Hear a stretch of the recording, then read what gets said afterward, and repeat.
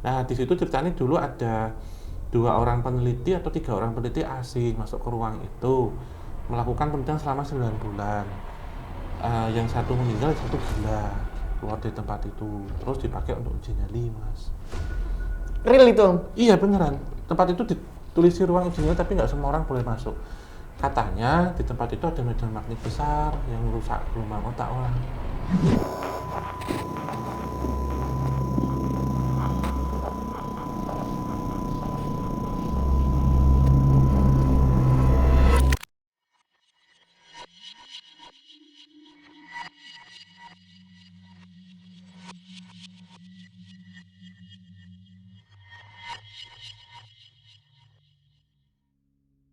Assalamualaikum warahmatullahi wabarakatuh. Balik lagi di Opsan, obrolan Obrolan santai.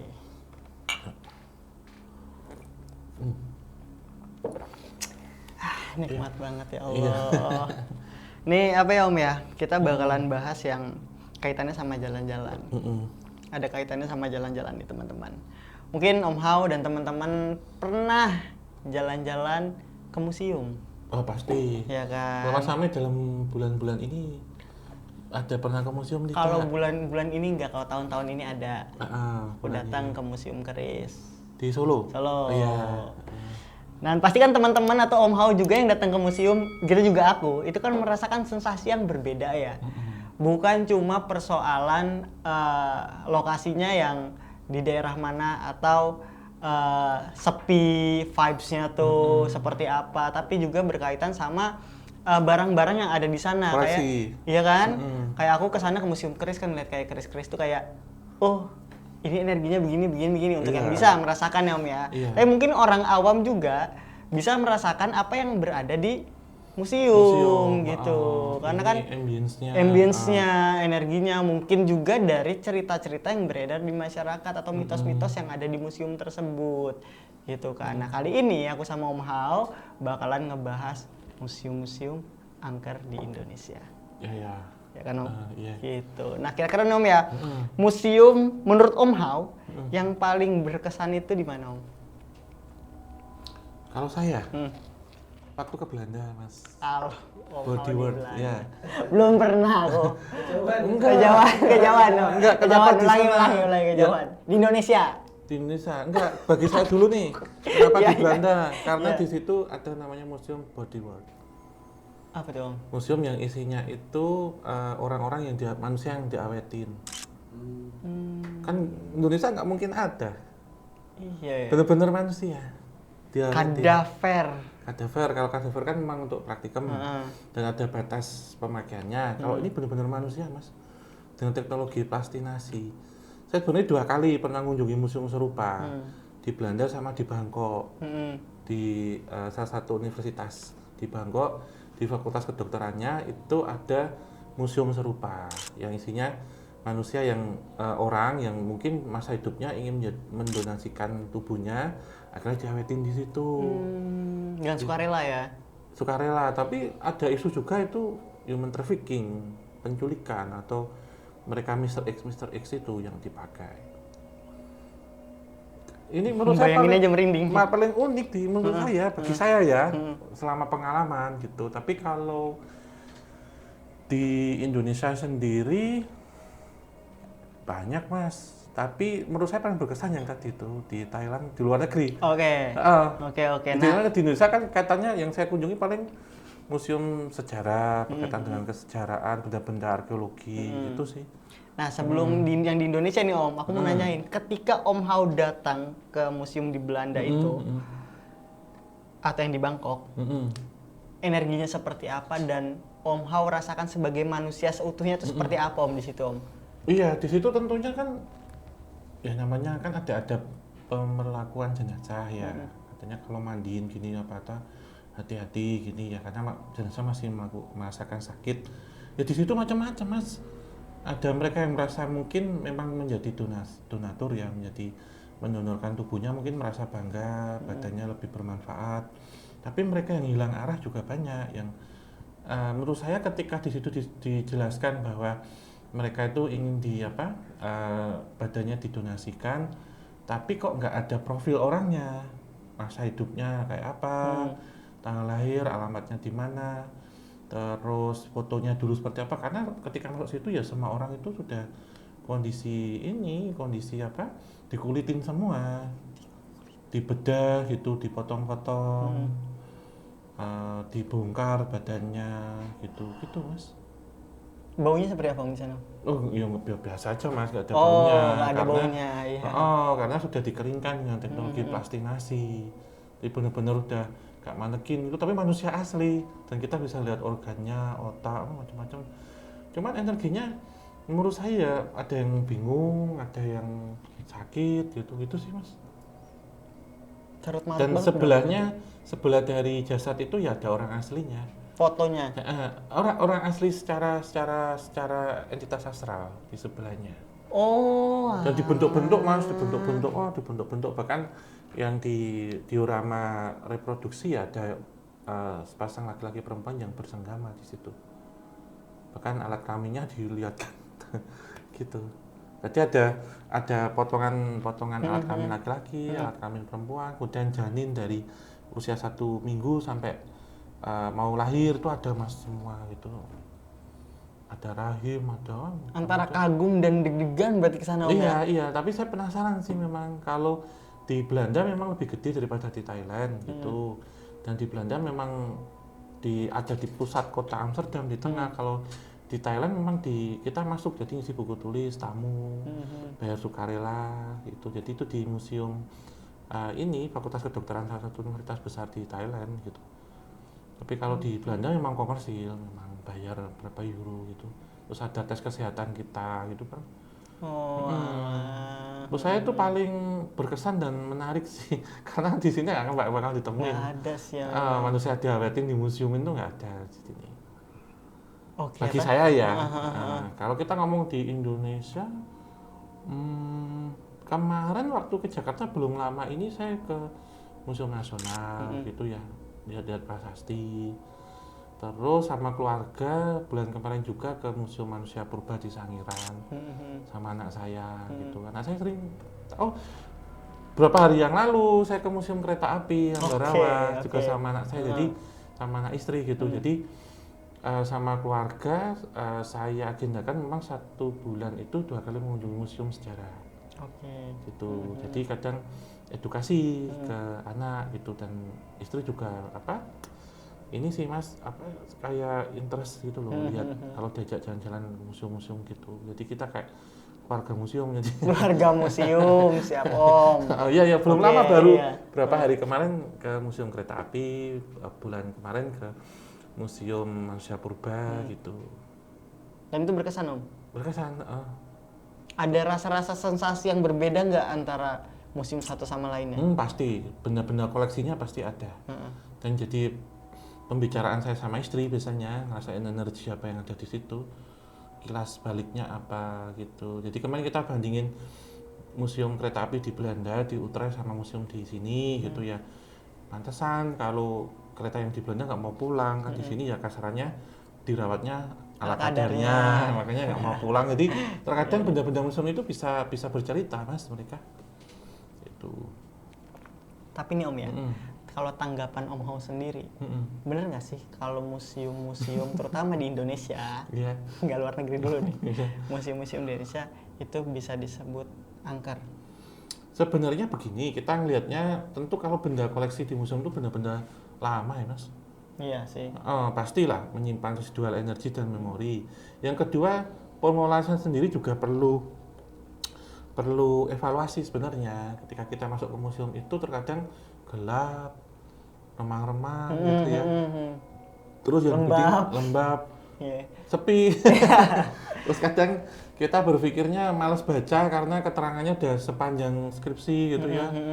Keterangan ininya terus ya kadang masuk dengan biaya murah, bahkan ada yang sukarela aja orang takut gitu loh. Image-nya ngelihat museum tuh seremnya itu bukan karena tercipta dari benda koleksinya, justru ambience-nya kalau saya bilang.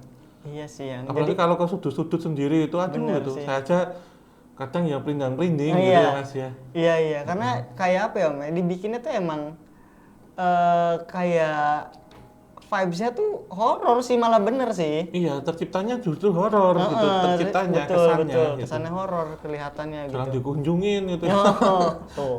Coba sih teman-teman datang ke museum, jalan-jalan ngajak teman sana keluarga kemana bareng-bareng gitu ya, gitu. bareng-bareng supaya museumnya rame.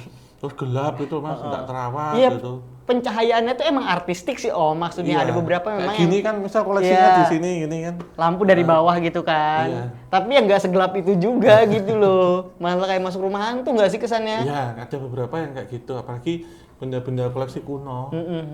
Gitu. Menurut saya itu benda bersejarah gitu. Karena museum itu kan macam-macam. Terus memang kebanyakan museum itu adalah untuk menyimpan benda-benda bersejarah dan Iya. peninggalan arkeologi, bukti-bukti arkeologi kebanyakan itu memang Mas. Selain itu memang ada yang museum tercipta dari koleksi pribadi. Tapi tetap sama aja Mas. Benda-benda lama. Nggak ada kali kalau museum-museumnya baru semua, itu namanya showroom. Iya juga sih. Benda-benda baru. Tapi kalau menurut Om Hao ya, selain dari ambience tempatnya, faktor apa lagi yang bikin museum itu satu terlihat angker dan Ya. emang jadi angker beneran? Sosialisasinya juga kurang. Ya, giat untuk ayo ke museum juga kurang gitu. Ini sebenarnya juga tergantung minat ketika orang datang menuju museum itu tujuannya untuk apa? Apakah untuk jalan-jalan, wisata, belajar, atau hanya untuk narsis saja foto-foto? Ada ya Om, ke museum buat narsis? Ada banyak iseng-iseng berhadiah gitu ya. Iseng berarti. Tapi menurut saya ada beberapa museum sekarang yang sudah terang benderang gitu, yang menarik gitu. Ada juga sih lebih modern gitu. Tapi benda-benda prasasti atau benda-benda di museum itu juga menjadi faktor, bisa nggak sih si museum itu jadi angker kira-kira? Menurut saya lebih ke magis sih Mas. Bukan Magis. angker ya? Magis yang pada akhirnya Angker itu membawa kan keangkeran. tercipta ketika cara pandang. Tercipta dari bagaimana itu ditata, dikelola gitu ya. Tapi magis itu apa yang ada di situ? Menurut saya ketika museum itu dibikin modern, terang, menarik, baunya nggak lembab, nggak apek ya, itu wangi gitu ya, segar gitu, tetap benda-benda yang ada di situ magis. Bersih nggak berdebu gitu ya Om ya? Kadang kaca-kacanya yang di diorama udah sampai ada sarang laba-laba gitu. Sidik jari manusia banyak tuh nempel. Terus penjaganya juga nggak banyak, tapi penunggunya banyak gitu ya. Gitu sih Mas. Terus kemudian juga ada baiknya ketika kita masuk, kita menggunakan jasa pemandu wisata atau guide lokalnya untuk mendampingi kita. Iya. Itu Selain juga nambah Wawasan, ilmuwan. bisa kita tanya, bisa jadi teman untuk tanya-tanya gitu. Kalau saya dulu ke museum biasanya minta bahasa asing Mas untuk pemandunya, untuk kita belajar juga. Misal Inggris, minta bahasa Belanda gitu ya. Orang Indonesia tapi ya. Seru ya tapi. Kita untuk cara untuk kita praktek bahasa aja gitu. Walaupun kadang tahu orang Indonesia terus pemandunya nggak total ya. Mintanya Inggris terus ngomongnya campur Indonesia. Ini literally ini ya. Akhirnya ngobrol pakai bahasa Indonesia aku gitu kan. Iya, Tanya iya, Inggris iya. padahal gitu. Pernah gitu juga. Berarti pengelolaan manajemennya juga mungkin Om ya. Ada pengaruhnya juga Ya, menurut saya lebih evaluasi sih dengan tata kelola museum di Indonesia, sosialisasinya juga, penataan, tata cahaya paling utama juga itu sih, Mas. Terus juga ada ini Om, cerita-cerita juga gitu dari masyarakat juga yang bilang kalau habis pulang dari museum ketempelan. Nah, itu gimana kok bisa kayak gitu Menurut sebenarnya? saya tergantung museum yang dikunjungi dan tingkah kita sih. Sopan santun, etika, karena itu kan benda-benda tua, benda keramat ya. Dan kita juga tahu jam operasional juga, karena saya pun pernah pengalaman sudah tutup, kita masih foto-foto, kameranya kayak ada yang nyampar gini loh pas jatuh, pernah sampai rusak kamera. Kita patuh juga. Patuh tata Biasanya kan tutup jam 5 ya museum Iya. itu. Tapi memang ada beberapa museum yang sampai malam jam 8 ada. Tapi itu emang karena peraturan apa karena ada peraturan? Menurut saya peraturan umum sih. Umum. Nah nanti karyawannya sampai malam. Oh iya juga sih Om. Itu salah satunya itu. Terus apa ya? Pengawasan juga menurut saya ketat juga sih. Karena ada beberapa museum yang tanpa pengawasan sama sekali masih tradisional gitu yang kita sebut ya. Kalau orang nyolong itu masih bisa. Dan ini juga himbauan ada beberapa koleksi yang replika. Entah memang disembunyikan, rusak atau hilang memang dijual itu juga ada juga. Allahu Akbar. Iya dijual. Parah juga sih emang. Jadi ini ya Om ya, tergantung sudut pandangnya. Iya. Mau dikatakan itu angker apa enggak gitu sih suatu museum. Nah, next tim investigasi dari obrolan santai sudah melis Ya. beberapa museum yang ada mitos-mitos kankerannya nih Om. Iya. Yang pertama itu ada museum yang ada di Jogja. Jogja atas lah ya. Ya, atasnya atas mana? Atas ada 2. Atas utara apa atas selatan? Aku nggak tahu Om, atas utara atas utara kayaknya. Utara ya. atas selatan kan Ya. sana. Ya. Katanya dikatakan dihuni oleh arwah putri bangsawan dari zaman dulu. Suasananya sangat mistis terutama saat senja. Tuh. Karena kan memang ada seorang penggemar budaya Jawa, terutama ada beberapa kain-kain batik ya, batik tua itu saya sih memang bisa merasakan hal itu. Emang Ada seorang putri bangsawan Jawa yang ada di situ, termasuk ini kayak putri Chinese gitu tapi pakai kebaya, encim sama jari atau bawaan batik tua, batik Jawa, batik Jogja tua juga ada. Aku pernah kesini sih Om, emang seru banget. Iya. Tiketnya juga bagus gitu kan, bisa disimpan Biasanya sebagai buat kenangan. priwet-priwet kan. Betul, aku datang ke sana juga waktu pacaran dulu Om. Nah terus selanjutnya ada museum di Pamekasan, Madura. Madura. Nah di sini ada keris di koleksi kadang bergerak sendiri. Nampak sosok dia berubah putih saat malam Jumat.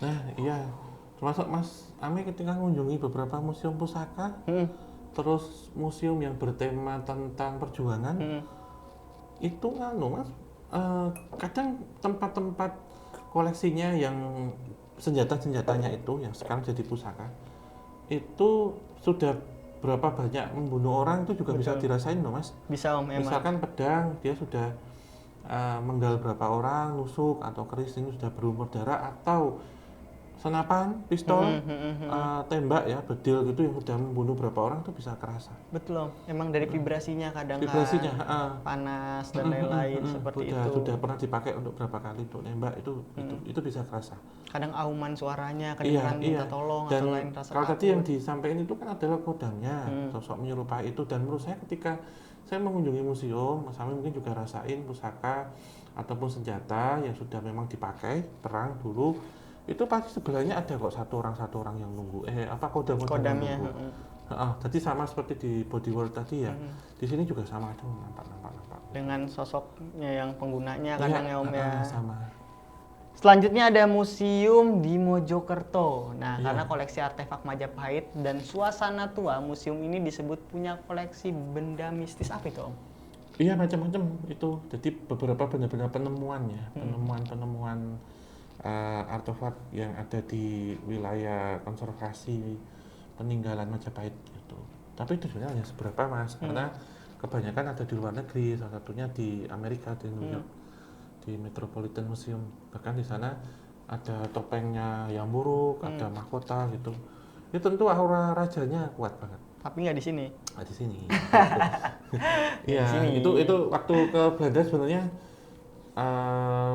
ke Rijksmuseum atau satu ke mana, saya tapi pilih yang itu tadi karena menurut saya lebih menarik. Lebih menarik ya, karena nggak ada di mana-mana. Ada di mana-mana. Dari awal udah wah, suruh pilih museum ini saya akan pilih yang itu. Lihat manusia diabetes nggak apa gitu. Next nih Om, ada museum di Bandung. Ya. Cerita munculnya sosok perempuan Belanda yang dapat berbicara dalam bahasa Sunda. Suara tawa atau tangis misterius di malam hari. Kayaknya semua museum kadang ada deh suara tangis tawa di malam hari. Iya, karena kan menyimpan, sebenarnya itu tercipta dari residual memori Mas, kalau saya tafsirkan. Dari memori pemilik benda yang dimuseumkan itu, kemudian dari kisahnya dulu seperti apa, residual energinya, pasti menurut saya museum bersejarah yang itu menyimpan benda-benda koleksi ratusan tahun yang lalu bahkan ribuan tuh pasti nampak itu. Apalagi yang berkaitan sama pembunuhan. Bahkan ini di salah satu museum yang menyimpan ini ya Mas ya, tentang penemuan kerangka manusia purba. Saya melihat loh entitas menyerupai manusia purba. Ya kayak yang kita lihat di buku pelajaran sejarah itu. konstruksinya kayak gimana gitu kayak. Ada yang nampak sekilas gitu, kodamnya itu. Purba loh. Menarik. Iya teman-teman juga tuh coba datang ke museum ya Om, sekali-kali datang ngelihat, oh ini ada benda ini dipelajarin juga. Jangan takut sama ketempelannya, itu tergantung mindset. Iya, walaupun tempatnya remang-remang gitu. Memang kebanyakan museum remang-remang kok. Saya akui itu lampunya cuma kecil gitu.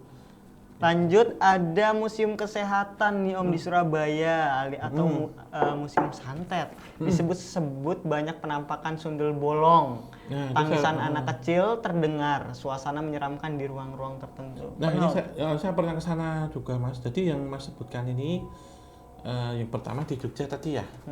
Ya di Bandung apa Makassar tadi saya belum pernah. Itu saya pernah kunjungi semua, termasuk museum santet ini. Di situ sebenarnya lebih tepatnya museum kesehatan.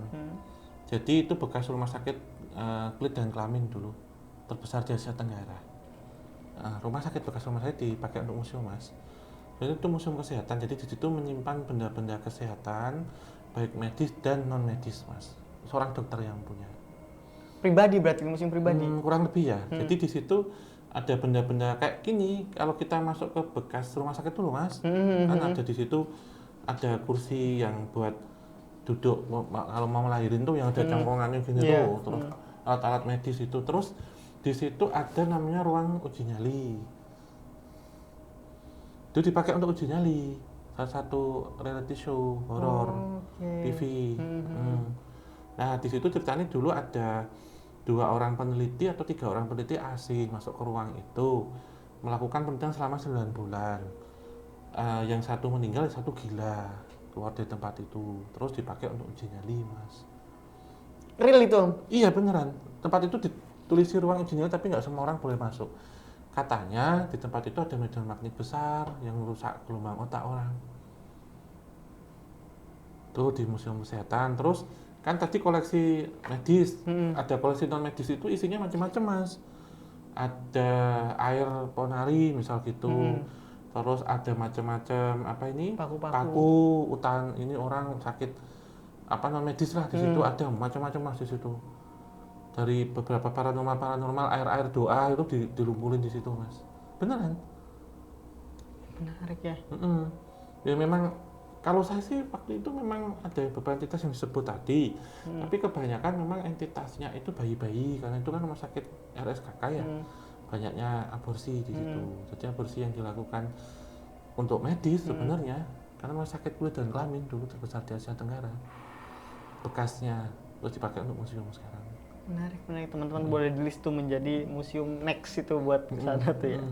Lanjut, ada museum di Bogor nih Om. Ada kisah kurator didatangi arwah bernama Margonda. Cerita siswa yang tiba-tiba berbicara bahasa Belanda. Iya, saya pernah ke situ juga, museum pribadi juga. Kalau waktu itu saya tertarik di koleksi Jepangnya Mas, masa Jepang.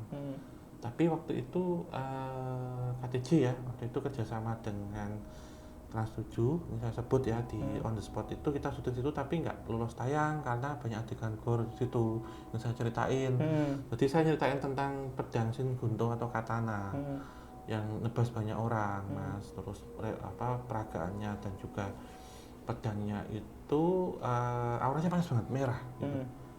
Itu jadi kalau tadi ngomong Belanda memang saya benerin di situ ada koleksi Belanda juga, senapan baju itu masa-masa perjuangan itu koleksinya. Next, museum di Blitar. Pengunjung melaporkan suara-suara aneh dan bayangan misterius di dalam museum.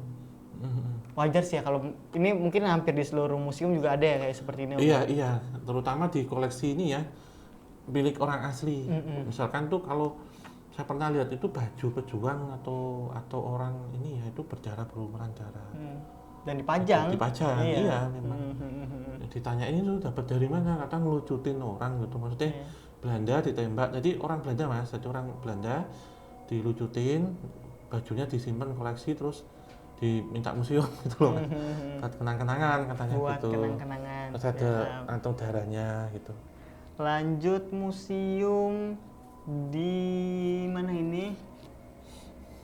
Malang, Iya. koleksi senjata dan benda perjuangan pengunjung mengatakan merasakan seperti diikuti bayangan dan aura yang berat. Ya, ya ini kaitannya sama masa-masa perang. Itu juga saya samakan. Terus kalau di Malang ini apakah yang dimaksud itu di situ ada gerbong juga, tapi katanya tuh gerbong mautnya itu replika gitu. Tapi kan tetap gini Mas, benda replika pun ketika dipajang di tempat itu juga nyerap. nyerap Iya, saya juga residualnya, sepakat itu. Betul. Sama ya. Lanjut di museum juga di Bandung nih, rumor bahwa ada ruang bawah tanah dengan banyak patung Om. Patung-patung tersebut hidup atau setidaknya memperhatikan pengunjung. Oh Di iya, Bandung ini. sebenarnya gini kalau ngomongkan tentang patung ya atau manekin ya, biasanya kan kita lihat dari dua sisi. Pertama secara logis bisa terjadi ilusi optik.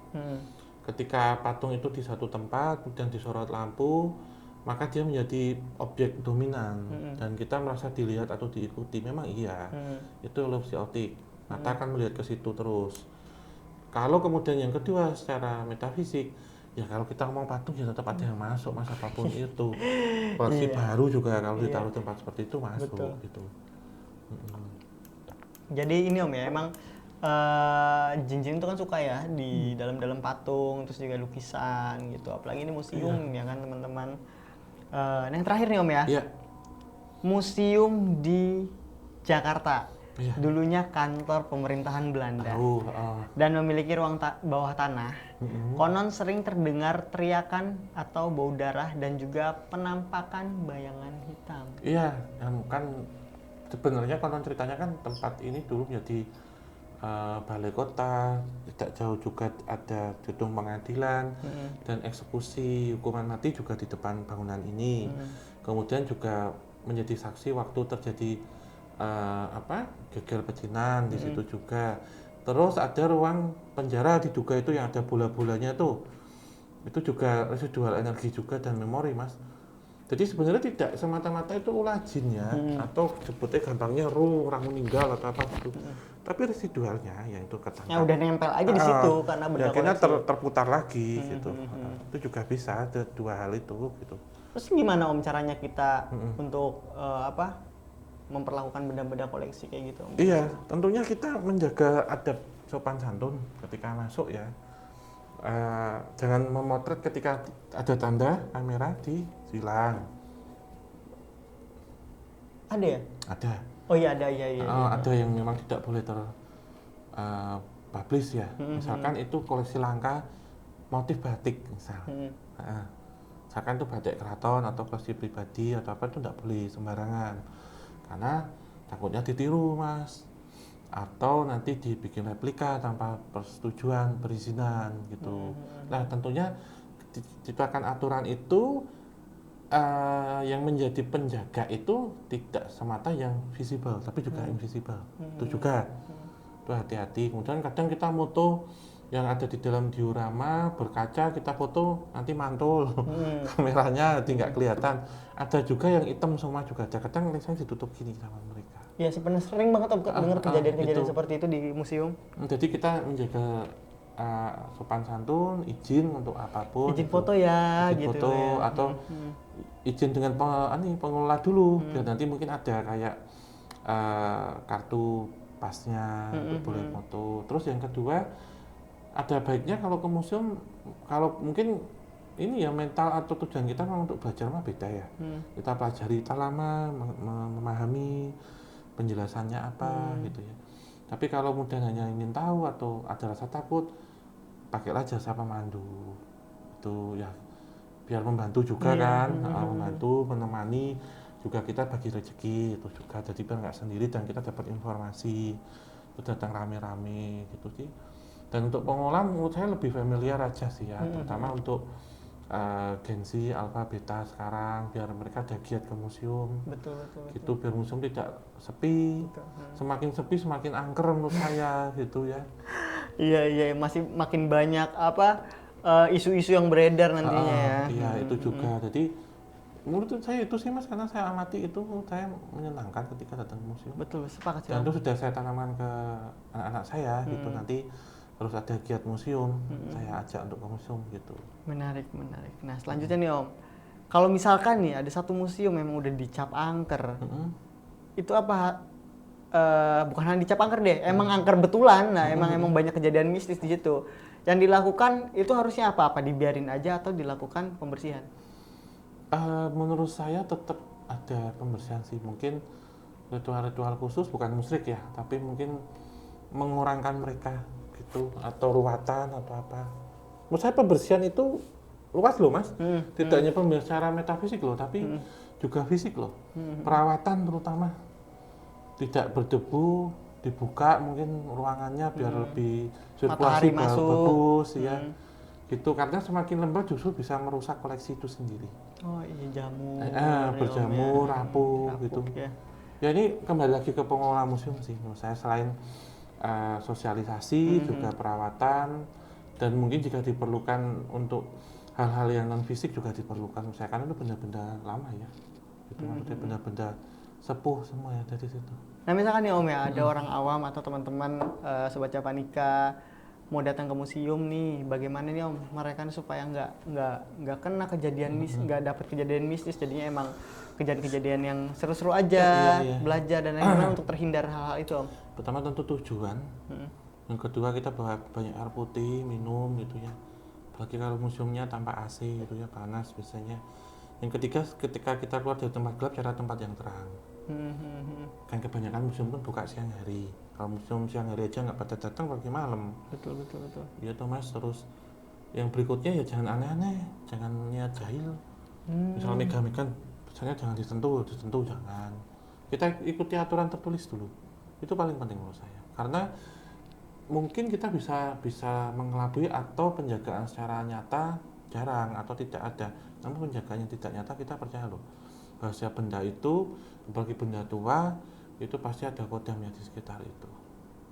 Dan itu bisa beraksi kalau kita Melanggar. Ya, saya sepakat itu. Oke. Karena nggak mungkin kok kita nggak ngelakuin apa-apa terus ketempelan, mesti ada kejahilan di situ. Jaga bicara juga omongan. Betul sih, jadi emang balik lagi ke niat ya Om ya. Kalau datang ke museum ya niatnya untuk belajar atau enggak untuk mengagumi karya-karya, jangan sampai iseng, ya dilarang foto ya dilarang. Yang emang boleh diperbolehkan gitu, karena pasti ada maksud dan tujuannya kan ya Om ya. Nggak boleh sembarangan gitu. Ya have fun aja lah di museum itu kan. Iya, saya sepakat Gitu, sih, cari dapat informasinya, dapat ilmunya, dapat hiburannya. Betul. Kan gitu. Nah yang terakhir nih Om. Ya. Kalau menurut Om Hal, apa rekomendasi museum angker? Enggak. Apa rekomendasi museum menurut Om Hal yang asik banget buat dikunjungin? Di Indonesia. Di Indonesia. Mana ya? Mungkin kalau suka dengan hal-hal berbau arkeologi, sejarah ke Museum Nasional, Museum Gajah. Waktu ke Jakarta saya ke sana. Museum Sangiran juga bagus. Kemudian kalau ke Candi Prambanan yang di Borobudur juga bisa kunjungan ke museumnya. Di Jogja juga banyak.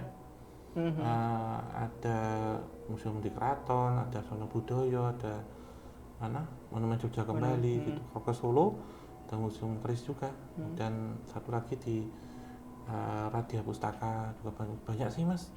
Ke Bandung mana banyak sih. Tapi kalau mungkin suka dengan hal-hal kesehatan yang tadi saya sebut, bisa ke Museum Kesehatan di Surabaya juga bagus juga. Aku sih menarik kayaknya ke sana sih Om. Kayaknya. Karena di situ bisa belajar secara medis dan non medis, bisa kita lihat. Nggak rekomendasikan tempat angker ya, tapi semua museum itu menurut saya menarik. Unik-unik ya Om ya. Unik-unik, punya kesan dan sensasi sendiri ketika datang ke sana ya. Iya. Boleh sih, aku juga kayaknya pengen deh ke Museum Kesehatan di Surabaya. Menarik kayaknya. Mungkin cukup kali Om ya. Iya. Itu ya. Jadi teman-teman kalau datang ke museum ingat niatnya, nggak ada museum yang angker, itu tergantung mindset aja. Kalau makhluk-makhluk dimanapun ada, nggak cuma di museum, di jalan raya, di rumah bahkan itu ada. Jadi memang niat terus taati peraturan juga ya Om ya. Iya, kita selalu ingat bahwa di samping yang terlihat pasti ada yang tidak terlihat, dan kita jaga tutur kata, sopan santun, etika, dan tetap berdoa sebelum masuk dan setelah keluar. Baca bismillah dan hamdalah ya untuk yang agamanya Islam. Semoga kita terhindar dan dalam berkah semuanya. Insya Allah datang selamat, pulang baik-baik. Betul. Gitu. Ya, kita terima kasih. Ayo ke museum sekali lagi ya. Kita ucapkan terima kasih. Semoga nanti KTJ bisa kunjungan ke museum-museum yang saya sebut tadi. Amin. Berperan tadi di museum, gitu, kita menceritakan sejarahnya seperti apa. Dan tetap dukung ya, sekali lagi terima kasih buat Javanika, dukung tim KTD dan juga Opsan dengan cara like, subscribe, nyalakan lonceng, share banyak mungkin. Tinggalkan ketik masukan dan saran hanya di kolom komentar. Kita tutup akhir kata. Wassalamualaikum warahmatullahi wabarakatuh. Mugi utang sapi naring rahayu sampun kumati.